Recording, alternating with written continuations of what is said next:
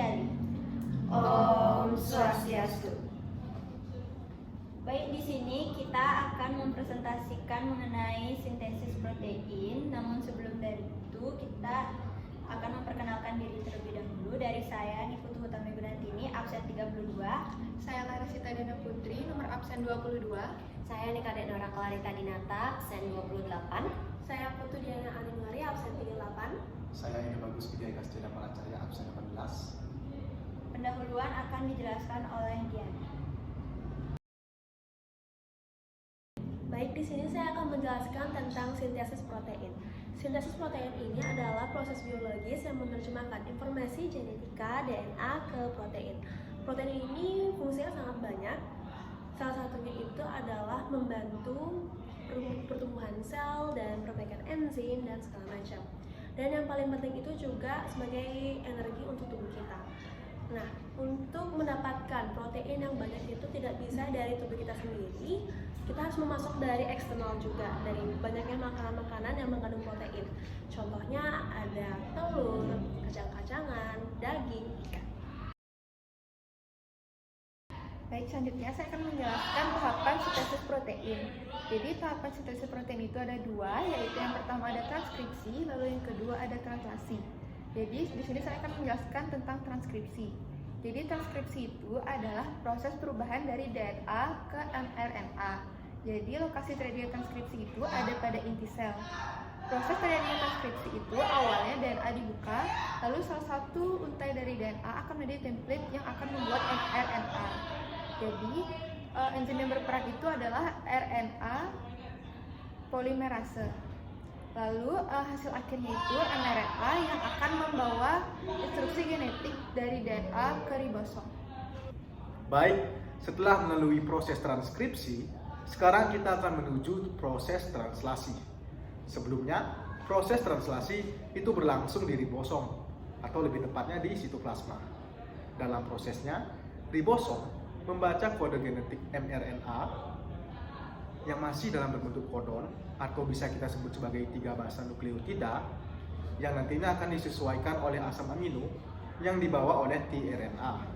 Nah, asam amino ini nantinya akan diubah menjadi rangkai polipeptida.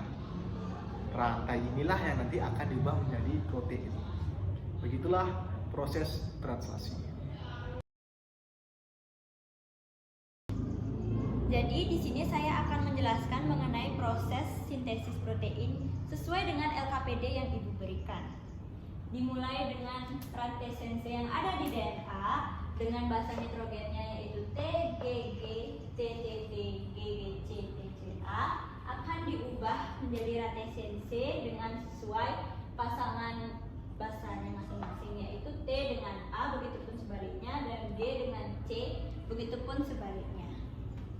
Kemudian proses transkripsi akan terjadi dengan cara RNA membaca antisense untuk membuat rantai RNA baru dengan sesuai pasangan basanya masing-masing, yaitu A dengan U, begitupun sebaliknya, C dengan G, begitupun sebaliknya, dan T dengan A, begitupun sebaliknya.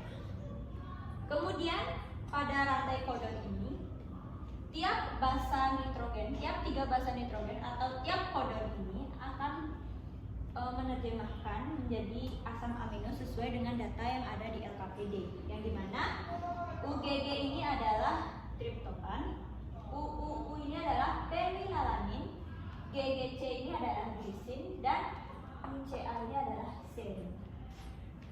Kemudian kita ke proses translasi, yang dimana rantai kodon ini akan diterjemahkan menjadi antikodon sesuai dengan bahasa pasangannya, akan diterjemahkan gitu. Dengan U dengan A, begitupun sebaliknya, G dengan C, begitupun sebaliknya. Sintesis protein adalah proses biologis yang sangat penting untuk kehidupan, yang dimana informasi genetik yang terdapat dalam DNA dapat diterjemahkan menjadi protein yang memiliki banyak fungsi seluler. Proses ini berlangsung dalam dua tahap utama, yaitu transkripsi dan juga translasi. Dengan demikian, sintesis protein merupakan proses fundamental yang memungkinkan organisme tubuh berkembang dan bertahan hidup.